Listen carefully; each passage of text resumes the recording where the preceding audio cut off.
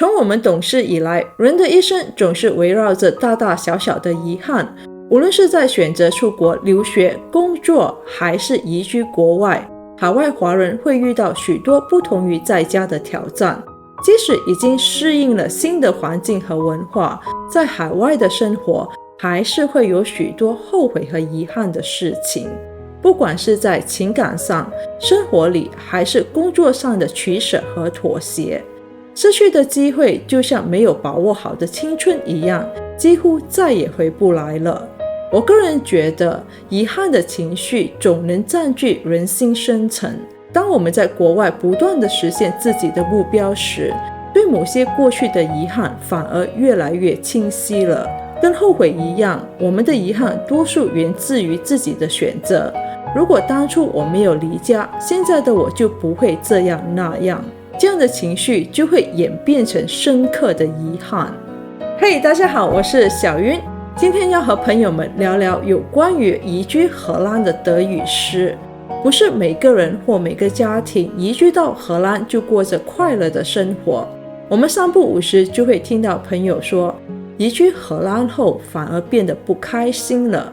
有时也会被朋友问到，他们当初是不是就不应该移居荷兰呢？这里掺杂了许多原因，而最现实的一点就是钱。我们先不要讨论那些来荷兰留学的朋友，因为这一类朋友基本家里都会给予足够的金钱资助。我们今天要说的是像我这些移居荷兰的普通人，就是需要打工赚钱养活自己或是养活一个家庭的普通人。如果你在没有工作也没有太多储蓄的情况下来荷兰开始新生活，你和家人在这里住一段时间之后，就会遇到各种各样的困难，除非你一开始就愿意从事低收入的工作，重新开始，例如在餐馆、农场、货仓等等。但这一些工作都需要用到荷兰语或英语，以及也要明白安全手册的要求。所以在来荷兰之前，需要考虑的是你是否会幸运地很快找到工作，你的储蓄是否能支撑你在荷兰事业期间的生活。虽然在我们的朋友圈里，大部分都顺利找到工作，有不少还做回自己的老本行，但我也不想给你一个错觉，觉得在荷兰找工作好像特别容易。如果你在自己的国家已经从事一份很好的专业工作，要放弃一切到另一个国家重新开始，本来就不是一件容易的事。再加上如果你没有自己的专业，不太会说英语，也不会说荷兰语，来到荷兰一开始就想找到一份自己心仪的工作，不瞒你说，这将是一个很大的挑战。当然，从事低收入的工作并不是什么可耻的事情，唯一的障碍是你能不能吃苦，你愿不愿意从头开始。我在这里打工兼职的时候，认识一些20-30年前移民荷兰的华人，这些朋友都是在小时候和父母一起移民到荷兰的。他们告诉我，回想过去，如果当初他们是有的选择，他们反而希望可以留在自己原来的国家，因为他们都不太会说荷兰语和英语，导致他们至今无法转行，而且他们也不太习惯和外国人做朋友。但我们都知道，现实生活里并没有如果，只有结果和后果。结果就是接下来的几十年，他们的生活和工作都只在华人的圈子里。或许有些朋友觉得语言和交朋友都不是多大的问题，我也在之前的视频里说过，不会说的语言我们可以学，不懂得如何和外国人做朋友，我们可以勇敢一点踏出舒适圈去尝试。但喜欢和适合这两件事是非常个人的，适合我并不一定适合你，我喜欢的可能恰恰就是你不喜欢的。所以很多外国朋友在国外生活不如他们预期时，他们就会开始后悔，然后演变成遗憾感。虽然说现在在荷兰的华人越来越多，比起我刚开始在荷兰生活时，现在的华人可以说是到处可见。外国人要在这里建立自己的社交圈也比以前简单许多。不过荷兰毕竟是一个西方国家，有自己一套的生活文化，要在这里住得舒服开心，就一定要找到归属感。所以自己首先不要有抗拒尝试新生活的感觉。如果你需要强迫自己去接受和喜欢，那就没有什么意思了。至于你能不能很快的在荷兰找到工作，除了要看自己的经验和能力，还有的就是自己的态度，你自己是否有非常努力的去尝试。你只有非常的努力，才能看起来毫不费力。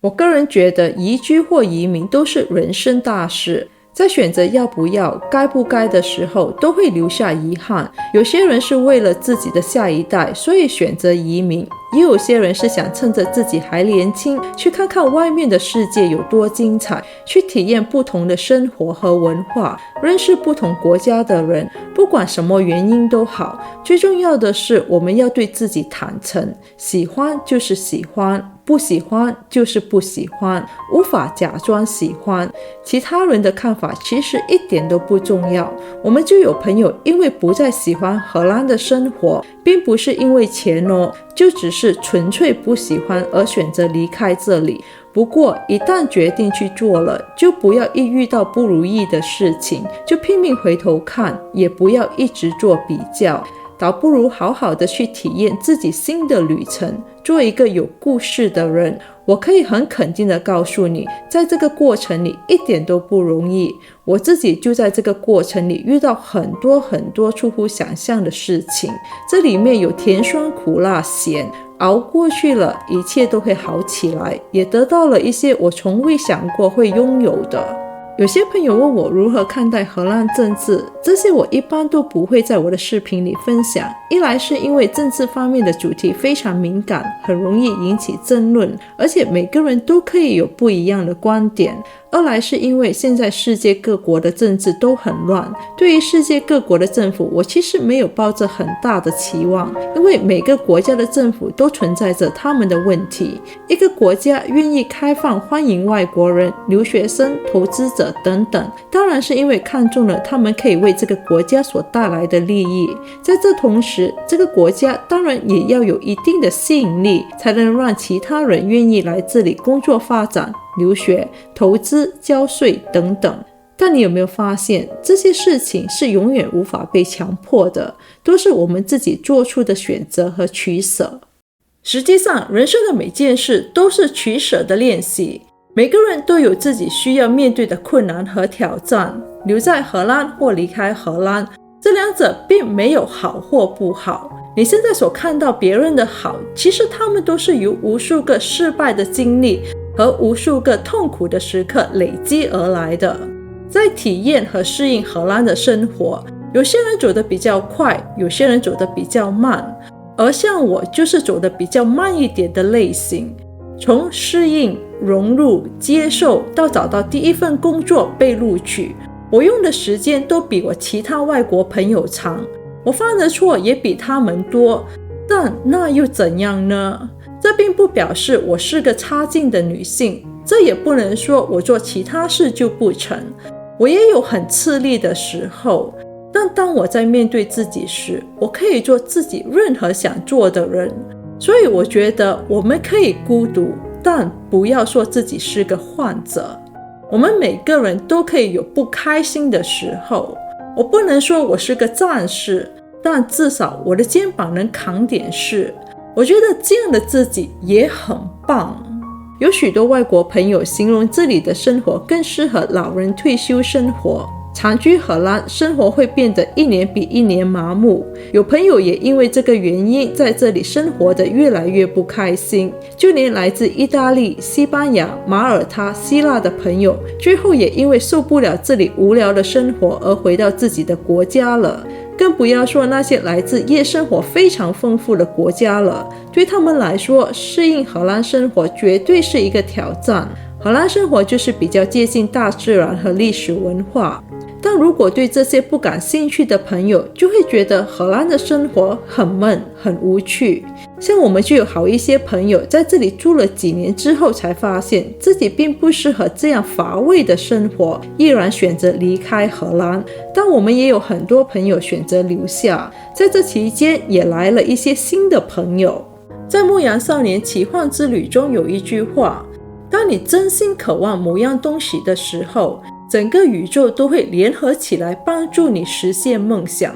只要你记得当初你为何而来，你来荷兰的原因是什么，是为了自己，还是为了给家人更好的生活，并为此而努力，且好好享受这个过程。当你再回想过去，你至少努力过，尝试过，勇敢过，妥协过，追求过，这样的人生或许就会少一点遗憾感。